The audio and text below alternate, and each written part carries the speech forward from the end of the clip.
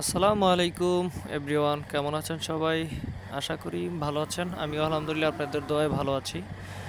তো আজকে সুন্দর একটি জায়গায় আসছি। তো আসার একটু কারণ আছে, আজকে একটু মনটা ভালো, তাই একটি জায়গায় আসলাম। দেখতে পাচ্ছেন শয়তানে পাইলে যায় হয় আর কি, তাই মাঝখান দিয়ে একটু ক্যামেরা ঘুরিয়ে নিলাম। আবার তিনটা মেয়েও দেখেছি, তাই একটু চুলটারে ঠিক করে নিলাম। যাই হোক, মনটা কী কারণে ভালো সেটা এখন শেয়ার করব আপনাদের মাঝে। তো অবশ্য আপনারা গাছটা দেখতে পাচ্ছেন, কি গাছ কমেন্ট করে জানাবেন। হ্যাঁ, আর কমেন্ট করে জানিয়ে যাবেন যে কি গাছ এখানে। আর এই জায়গাটা খুব সুন্দর, এসে ভালো লাগলো জায়গাটায়, তাই ভাবলাম একটু ভিডিও করি, সবাইকে দেখাই ভিডিও করে। তার জন্য একটু ভিডিও করা। আসলে এই জায়গাটা খুব সুন্দর, না দেখলে আসলে বুঝতে পারবেন না।